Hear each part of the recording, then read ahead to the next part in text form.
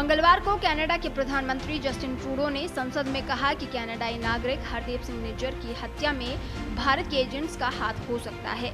इतना ही नहीं, भारत पर आरोप लगाने के बाद कनाडा ने ओटावा में मौजूद भारत के एक टॉप डिप्लोमेट को देश छोड़कर जाने का आदेश दिया।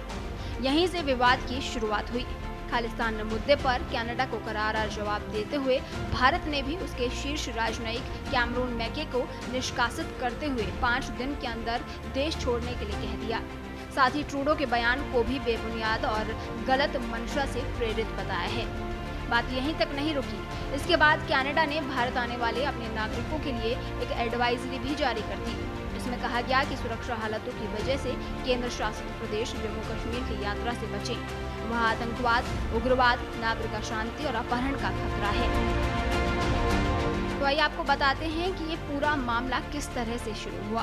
पूरे मामले को जानने के लिए सबसे पहले ये जानना जरूरी है कि हरदीप सिंह निज्जर था कौन। दरअसल हरदीप सिंह निज्जर जालंधर के भारसिंहपुरा गांव का रहने वाला था। वो 1996 में कनाडा चला गया। कनाडा पहुंचने पर निज्जर ने एक प्लम्बर के तौर पर अपने करियर की शुरुआत की। देखते ही देखते वो वहां खालिस्तानी गतिविधियों में शामिल हो गया। उसने भारत में खालिस्तानी समर्थकों की पहचान करने, उन्हें ट्रेनिंग देने और फंडिंग करने का काम किया।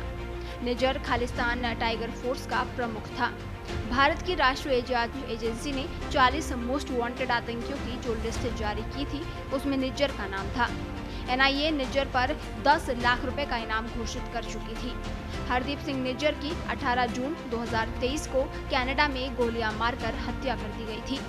उसे कनाडा में ब्रिटिश कोलंबिया के सरे स्थित गुरु नानक सिख गुरुद्वारे के पास 2 अज्ञात बंदूकधारियों ने गोली मार दी।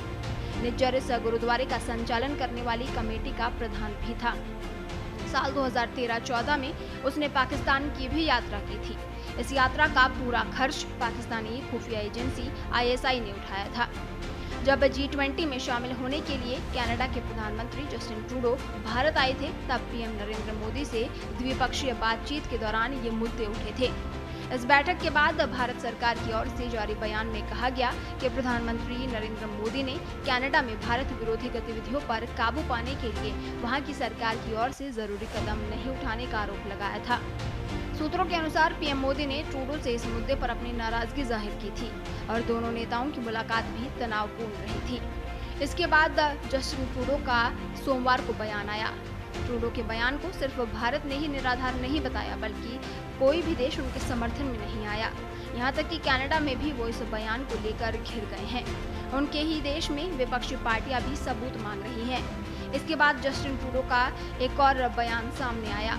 उन्होंने कहा कि निज्जर की हत्या में भारतीय एजेंटों का हाथ होने की आशंका जाहिर करने के पीछे ये मकसद नहीं था कि हम भारत को उकसाना नहीं चाहते। उन्होंने कहा कि निज्जर की हत्या में भारतीय एजेंटों का हाथ होने की आशंका जाहिर करने के पीछे ये मकसद नहीं था। हम भारत को उकसाना नहीं चाहते, हम बस तथ्यों को सामने रख रहे हैं। हम भारत सरकार के साथ काम करना चाहते हैं। उन्होंने कहा कि भारत को इस मामले में गंभीरता दिखाने की जरूरत है। ये बेहद गंभीर है और अंतर्राष्ट्रीय कानून में इसके दूरगामी परिणाम होंगे।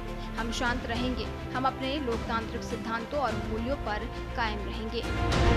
ब्यूरो रिपोर्ट, पत्रिका टीवी।